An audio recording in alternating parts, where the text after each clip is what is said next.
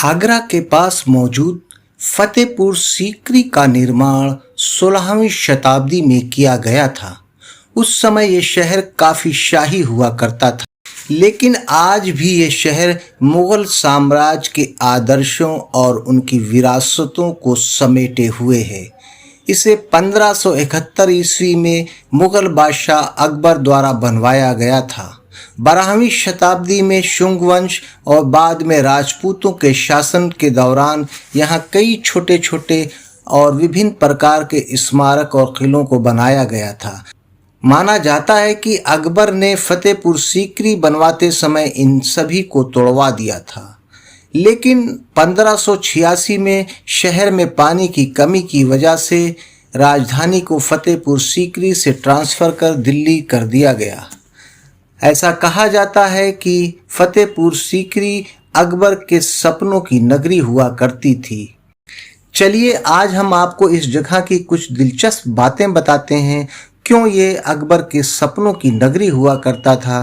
तो आइए हमारे साथ चलिए फतेहपुर सीकरी के उस आलीशान किले में।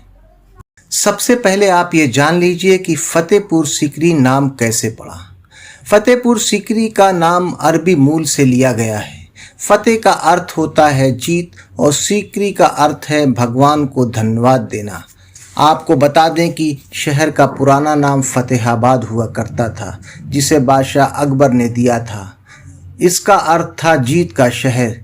जहांगीर के दूसरे जन्मदिन पर उन्होंने इस शाही महल का निर्माण शुरू किया था, जिसमें फतेहाबाद और सीकरीपुर नाम शामिल था। इस तरह फतेहाबाद को फतेहपुर सीकरी कर दिया गया। फतेहपुर सीकरी में बुलंद दरवाज़ा मुगलिया वास्तुकला की पहचान बना हुआ है, जो 54 मीटर लंबा है। ये दरवाज़ा दुनिया का सबसे ऊंचा प्रवेश द्वार है। दीवारों पर कुरान की आयतों को भी उकेरा गया है। इसके इंटीरियर में काफ़ी यूनिक पैटर्न और शिल्प कौशल देखने को मिलेगी।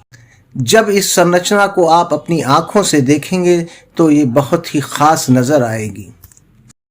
फतेहपुर सीकरी के शाही महल परिसर को अब यूनेस्को विरासत स्थल के रूप में शामिल किया गया है। यहाँ आप ऐतिहासिक मंदिरों, स्मारकों की एक अच्छी खासी लिस्ट देख सकते हैं, जिसमें जामा मस्जिद भी शामिल है, जो भारत की सबसे बड़ी और प्रसिद्ध मस्जिदों में से एक है। इस जगह पर रोज़ाना हज़ारों सैलानी अकबर के बनाए इस महल को देखने आते हैं। जब आप फतेहपुर सीकरी के महल में प्रवेश करेंगे तो वहाँ मौजूद नौबत खाना नाम का ड्रम हाउस है। उस समय मेहमानों के आने की घोषणा इसी ड्रम हाउस से की जाती थी, जिसको नौबत खाना कहा जाता है। इसे विशेष समारोहों के दौरान बजाया जाता था। ये ड्रम इमारत के अंदर बजाए जाते थे। इस ड्रम को भी मुग़ल कला की जटिल नक्काशी के साथ डिज़ाइन किया गया था। फतेहपुर सीकरी के महल में जोधाबाई का महल, जो पर्यटकों को अपनी तरफ बहुत ज़्यादा आकर्षित करता है। इस महल की विशेषता ये है कि इसमें आपको मुग़लिया शैली के साथ साथ पूरी तरह से राजपूताना और गुजराती शैली की झलक नज़र आएगी। जोधा अकबर की सबसे प्रिय बेगम थी, ऐसा इतिहास के पन्नों में दर्ज है। जोधाबाई के लिए अकबर ने एक पूजा घर बनवाया था और जोधाबाई के लिए अलग से यहाँ पर एक रसोई घर भी बनवाया था। ये सभी चीज़ें पर्यटकों को अपनी तरफ आकर्षित करने के लिए काफ़ी हैं। फतेहपुर सीकरी में बीरबर महल, पंच महल के नाम की भी इमारतें हैं, जो अपने आप में बेहद आकर्षक हैं। इसी महल में आपको अकबर का वो शाही बेडरूम भी नज़र आ जाएगा, जहां पर अकबर अपने समय में आराम किया करते थे। इसमें की गई नक्काशियां इतनी आकर्षक हैं, बरबस ही पर्यटकों को अपनी ओर आकर्षित करती हैं।